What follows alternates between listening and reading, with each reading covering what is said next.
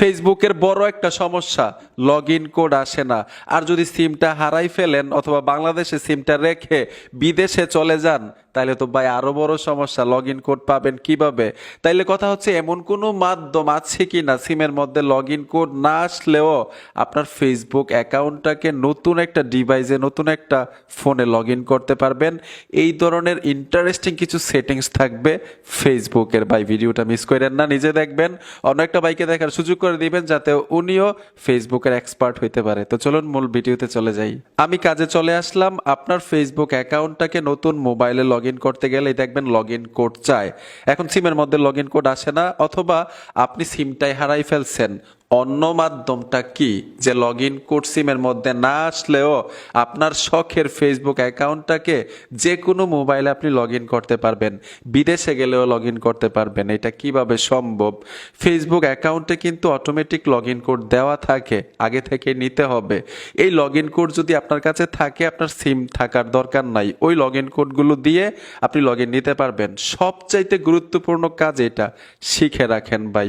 তো এই log in কোডগুলো কোথায় এবং কিভাবে পাবেন? সোজা ফেসবুক অ্যাকাউন্টে চলে আসবেন। আসার সাথে সাথেই উপর থেকে আপনারা প্রোফাইলে চলে আসবেন, সেটিংসে ট্যাপ দিবেন। এইখানে লেখা আছে পাসওয়ার্ড অ্যান্ড সিকিউরিটি, অপশনটাতে ট্যাপ দিবেন। পুনরায় একইভাবে পাসওয়ার্ড অ্যান্ড সিকিউরিটিতে আসতে হবে। তো এই অপশনটাতে আসার সাথে সাথে এইখানে দেখুন লেখা আছে 2 ফ্যাক্টর। এই অপশনটা কিন্তু অবশ্যই অন করা থাকতে হবে। একটা ফোন নাম্বার দিয়ে অন করে নেবেন, তাহলেই লগ ইন কোড পাবেন। তো আমি এই অপশনটাতে ট্যাপ দিব। অনেক সময় আপনার ফেসবুক অ্যাকাউন্টের পাসওয়ার্ড চাইতে পারে, আমি যেহেতু কয়েকবার প্রবেশ করেছি এর জন্য চাই নাই।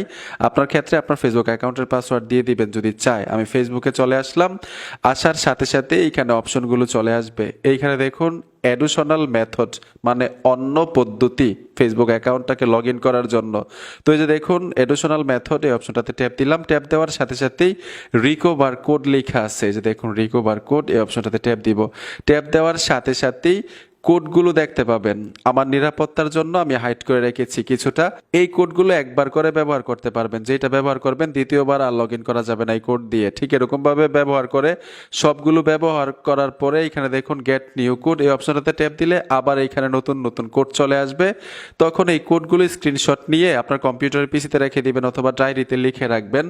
এই কোডগুলো দিয়েই আপনার ফেসবুক অ্যাকাউন্টটাকে লগ ইন করতে পারবেন নতুন একটা ডিভাইসে। ফেসবুকের নতুন একটা কাজ দেখাচ্ছি, এটা নিয়ে কিন্তু অনেকেই কনফিউজে আছেন যে আসলে কোনটা সিলেক্ট করে রাখবেন। আমি ফেসবুকে চলে আসলাম, পোস্টে ট্যাপ দিব। ট্যাপ দেওয়ার সাথে সাথেই পোস্ট করার টাইমে আপনি ছবি পোস্ট করেন অথবা ভিডিও পোস্ট করেন, এখানে দেখুন এআই লেবেল অফ অন, মানে অন করা যায়, অফ করে রাখা যায়। এটার কারণ কি?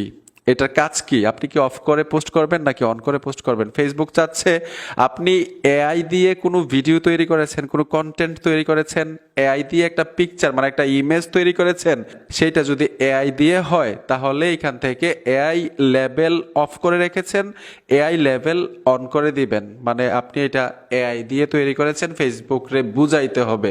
ফেসবুক চাচ্ছে কোনটা অরিজিনাল কন্টেন্ট, কোনটা এআই কন্টেন্ট, তারা জানতে চায়। যেহেতু আপনি ফেসবুক ব্যবহার করেন আর ফেসবুকের আইনগুলো কিন্তু অবশ্যই মেনে চলতে হবে। যদি এআই এর হয় আপনি অন করে দিবেন, যদি আপনার নিজের কিছু হয়, মানুষের হয়, তাহলে কিন্তু আপনি এটা অফ থাকলেও সমস্যা নাই।